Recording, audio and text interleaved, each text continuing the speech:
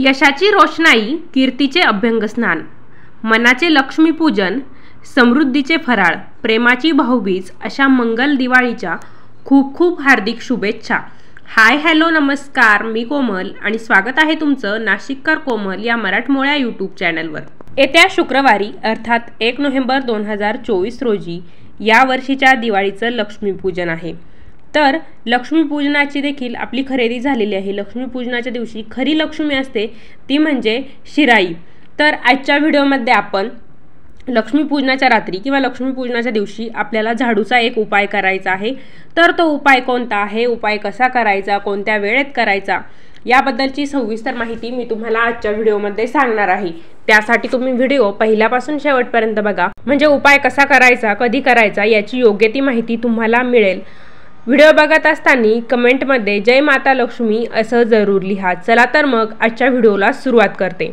लक्ष्मीपूजनाच्या दिवशी आपण आपल्याकडे ज्याप्रमाणे प्रथा परंपरा आहे त्याप्रमाणे पूजा करत असतो. लक्ष्मीपूजनामध्ये आपण देवी लक्ष्मी मातेच्या फोटोची किंवा मूर्तीची पूजा करतो, त्याचबरोबर शिराईची पूजा करतो. दिवाळीचं जे फराळ असतं ते सुद्धा आपण पूजेमध्ये ठेवतो, धान्य ठेवतो, आपली जी धनसंपत्ती, पैसे असतील, दागिने असतील ते सर्व आपण या पूजेमध्ये ठेवत असतो. तर या लक्ष्मीपूजनात खरी लक्ष्मी असते ती म्हणजे शिराई. लक्ष्मीपूजनाचा दिवस म्हणजे वाईटावर विजयाचा प्रतीक असतो. अलक्ष्मीला बाहेर करून आपण लक्ष्मीचं पूजन लक्ष्मीपूजनाच्या दिवशी करत असतो. आपल्यापैकी बऱ्याच जणांची दिवाळीची खरेदी आता झालेली आहे, काहींची अजून बाकी असेल. तर बघा, तुमची खरेदी बाकी असेल आणि तुम्हाला जर लक्ष्मीपूजनासाठी शिराई खरेदी करायची असेल तर तिची खरेदी तुम्ही धनत्रयोदशीच्या दिवशी करा. धनत्रयोदशीच्या दिवशी झाडूची खरेदी करणं, शिराईची खरेदी करणं हे अत्यंत शुभ असतं. हे मी तुम्हाला या अगोदर देखील एका व्हिडिओमध्ये सांगितलेलं आहे. जर तुम्ही झाडू घेतला गेला असेल तर हरकत नाही, त्याची पूजा आपल्याला लक्ष्मीपूजनच्या दिवशीच करायची असते, पण खरेदी मात्र धनत्रयोदशीच्या दिवशीच करणं शुभ मानलं जातं. पूर्वी केरकचरा काढण्यासाठी, घर झाडण्यासाठी शिराईचा वापर केला जायचा, परंतु त्याची जागा आता लांब झाडूने घेतलेली आहे. फरशीचे घर आले, काळ बदलला आहे, त्यानुसार शिराईची जागा देखील झाडूने घेतलेली आहे.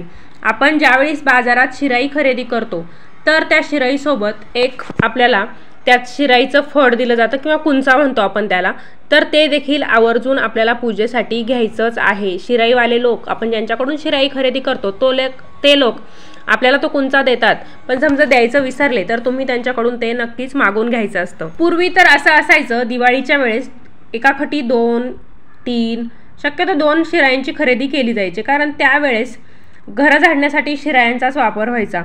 तर दिवाळीच्या वेळेसच शिराई खरेदी करायची, लक्ष्मीपूजनाला त्यांची पूजा करायची, एक शिराई ठेवून द्यायची आणि एकीचा वापर चालू असायचा. ती खराब झाली की मग दुसरी शिराई वापरण्यासाठी काढली जायची. पण आता असं नाही आहे, झाडू खरेदी झाला त्यानंतर त्याचा वापर होतो, खराब होतो, त्यानंतर लगेच नवीन झाडूची खरेदी होते.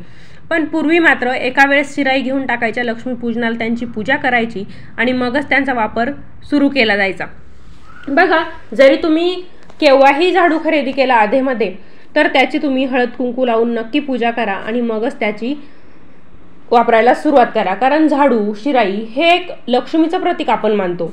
लक्ष्मीपूजनाच्या दिवशी ज्यावेळेस आपण पूजा वगैरे मांडतो तर पूजा मांडण्या अगोदर आपण घर स्वच्छ केलेलं असतं, फरशी पुसलेली असते, झाडून काढलेली असते. तर नवीन जी शिराई असते तिने आपण फक्त झाडूने झाडतोय, त्या शिराईने झाडतोय अशी कृती करायची आणि आपल्या मुख्य दरवाजाच्या बाहेर जाऊन ती शिराई आपल्याला झटकायची आहे. थोडक्यात काय, आपण अलक्ष्मीला बाहेर काढलं असं त्याचा अर्थ होतो. त्याचबरोबर लक्ष्मीपूजनाच्या दिवशी आपल्याला पूर्वीपासून चालत आलेला एक खास उपाय करायचा आहे झाडूचा, तर तोच उपाय आता आपण बघणार आहोत. हा उपाय करण्यासाठी आपल्याला लाल किंवा पिवळ्या रंगाचा कपडा लागणार आहे. त्यानंतर 1 रुपयाचं नाणं आपल्याला माता लक्ष्मीचं प्रतीक म्हणून ठेवायचं आहे त्या कपड्यामध्ये. त्याचबरोबर थोडेसे तांदूळ, 2 फुलासह असलेल्या लवंगा, 4 काळी मिरी आणि 1 कापूरवडी यांची एक पोटली तयार करायची आणि ती पोटली आपल्याला झाडूखाली ठेवायची आहे. हा उपाय आपण आपलं लक्ष्मीपूजन झालं की त्यानंतर लगेच देखील करू शकतो किंवा रात्री 12 वाजता हा उपाय तुम्ही करू शकता. पण शक्यतो ज्यावेळेस आपलं लक्ष्मीपूजन करून होतो त्यानंतर लगेच हा उपाय आपल्याला करायचा आहे. ते गाठोडं आपल्याला झाडूखाली ठेवायचं आहे. त्या गाठोड्यात आपण जे तांदूळ ठेवलेले आहे ते तांदूळ तुटलेले नसावेत, ते अख्खे तांदूळ आपल्याला ठेवायचे आहे। ते एक आठवडं रात्रभर तसंच झाडूखाली आपल्याला ठेवायचं आहे।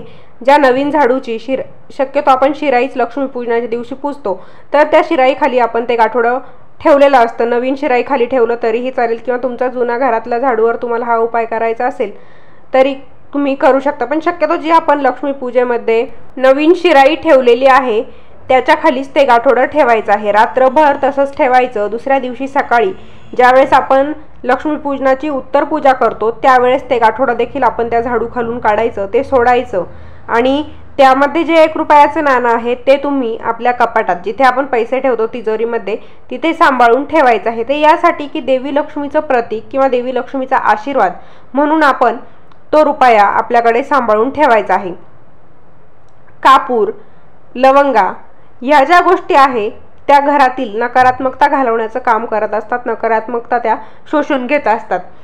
म्हणून काय करायचं आहे, जे तांदूळ आपण घेतलेले होते त्या गाठोड्यात ठेवण्यासाठी, ते तांदूळ ज्यामध्ये आपण धूप पेटवतो किंवा कापूर जाळतो ते भांडं असेल, किंवा मग तुम्ही एक पंती घेऊ शकता, पंतीमध्ये ते तांदूळ टाकायचे, त्यावरती कापूर वडी आपल्याला प्रज्वलित करायची आणि त्यात आपण त्या लवंगा देखील टाकून द्यायच्या आहे। भलेही लक्ष्मीपूजन केलं असेल, घरात नकारात्मकता नसेल, थोडीफार आपल्या मनात किंवा घरात थोडीफार नकारात्मकता असेल तर ती देखील निघून जायला मदत होते। कापराचा वापर आपण केला, लवंगांचा वापर केला, रुपयाचा वापर आपण केला। आता कापडामध्ये शिल्लक राहिले ते म्हणजे 4 काळी मिरी।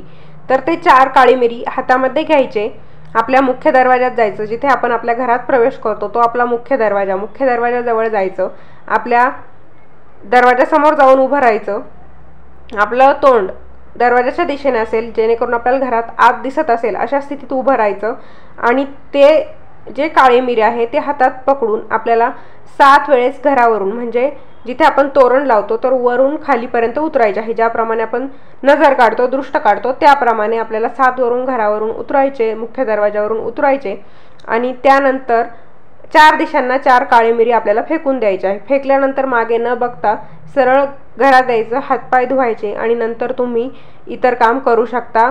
ते 4 काळी मिरी फेकल्यानंतर हातपाय धुवेपर्यंत आपण कोणाशी बोलायचं देखील नाहीये। लक्ष्मीपूजनाची उत्तर पूजा करून झाली की सर्व पूजा उचलून साहित्य जिथले तिथे ठेवून द्यायचं आणि जो झाडू आपण लक्ष्मीपूजनामध्ये पूजलेला असतो तो झाडू उचलून देखील त्याचा सर्वप्रथम वापर आपल्या स्वयंपाकघरामध्ये आपण करायचा आहे।